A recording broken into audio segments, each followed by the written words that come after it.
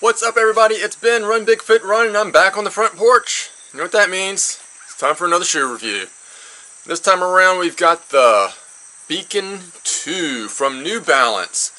Just picked these up 2 weeks ago. I've put almost 30 miles on them so far. Did a shortish run and a longish run just to see how they felt. And yeah, we're going to go over the shoe, things I like, things I don't like, and hopefully you'll like them too. So anyway, I wore the first Beacon last year. I really liked the shoe. It was super lightweight, had a good amount of cushioning. One problem I started to develop was it was rubbing a blood blister on the front of my toe, front of my big toe. I had enough room. My foot wasn't sliding or anything like that. It's just something about the upper, I guess the thickness of the upper, or the space in the front of the shoe between the sole and the top. It just rubbed me the wrong way, literally. So I still wore them on occasion.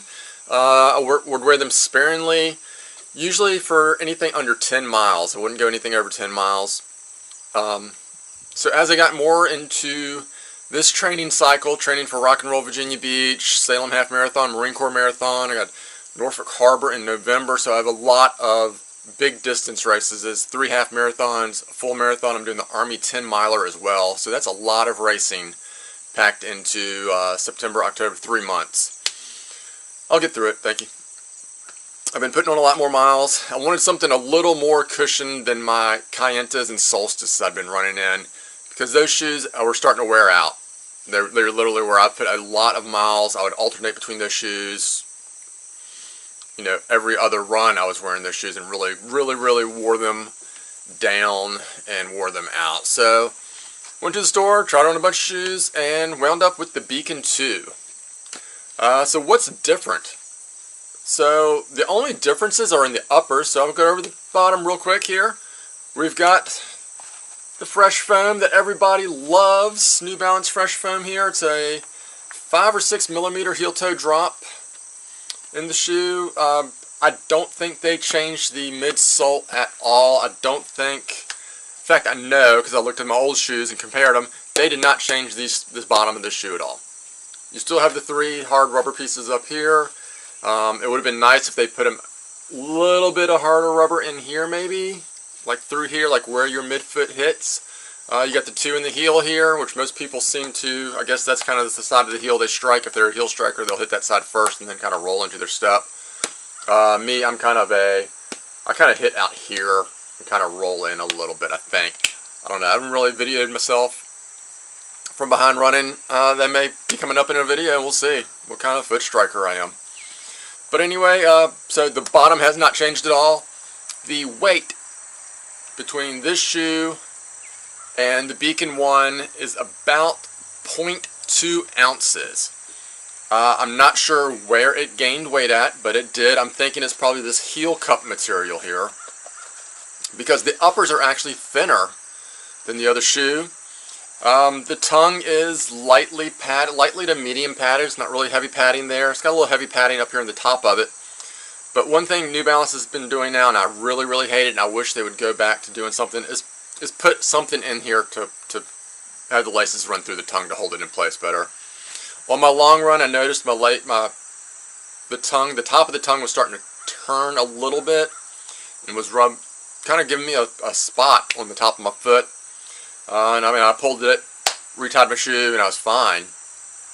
I may perform a little surgery on the shoe myself there and make a little lace catch for the tongue just to help hold it in place better. But other than that, it's not bad.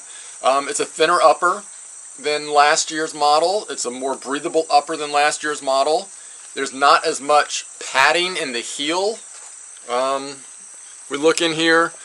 This is kind of a molded, I guess that's the best word. It's kind of a molded material. Not really fabric-y, not really neoprene-y. Kind of feels like the both. It's got a weird interior feel here. I would definitely wear this shoe with socks. This is not a barefoot running barefoot shoe. You have a seam right here where these two materials meet. But a nice heel cup. My daughter calls this the elf ankle. because it's kind of turned back like an elf shoe like you'd see in Lord of the Rings or something. Hence the Mordor Fun Run shirt I'm wearing today. And there's a little bit of padding in here to kind of help hold you in.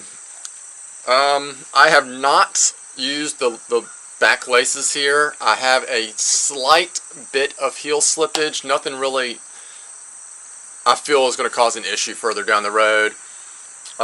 It may just be the newness of the shoe, so I'm going to give it another 10 miles or so and see if it stops. If it doesn't, then I may start playing with the laces and see what happens. As always, I can throw an update video out if need be. I probably will do an update video after I hit 100 or 150 miles in the shoe. Standard flat laces, nothing there, they work. I do have them twisted up, so I need to fix that. And yeah, there's not much. There's some overlay material here where the laces go in at. There's no really structure, wiring, or thread, or any fancy buzzword material here. Just enough laces to lock you down. The toe box is not narrow. You got room in there. I got big old feet, big old size 13 feet, so I got plenty of room in here for my toes. They wiggle around just fine, no problems there. So yeah, overall it's a very good shoe. If you liked last year's Beacon, I would recommend the Beacon too. It's the changes are good. I think the first Beacon, they didn't have a lace thing on the tongue also, so that's the same. Most New Balance shoes, I don't think they do that anymore. I don't know why they quit doing it. But like I said, I will probably operate on my shoes and put one in there because I want that. I want to be able for that tongue to stay in that spot where I put it when I put my shoe on. Like I said, a little bit of slipping in the heel, nothing really noticeable. It's a lightweight, it's breathable, it's a fun shoe, it's comfortable. You can definitely put some miles in this shoe.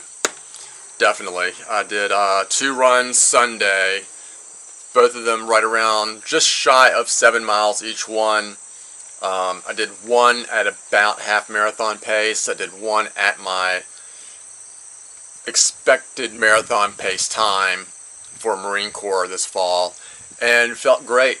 My legs felt great afterwards. My feet felt really good. No foot fatigue, no leg fatigue. Afterwards I foam rolled, I rehydrated, recuperated, and went on a hike that afternoon. I don't know how far we hiked, but it was up in the mountains here in Virginia. And yeah, so overall, it's a really good shoe. Would I recommend it? Yes, I would recommend it. If one of my friends said, hey, what do you think of that new Beacon 2? I'd be like, you know what, I like it. It's a good shoe. So yeah, New Balance Beacon 2, pick up a pair if you want. If not, try on something else. Hope you enjoyed the video. Leave a comment, subscribe. As always, follow me on Twitter or Instagram at bwalker70. IGTV is Run Bigfoot Run, the same as this. I'll probably be posting a different video of my Beacon review there because it has to be shorter. And yeah, I don't know what else. Lace up and get out there, folks. Peace.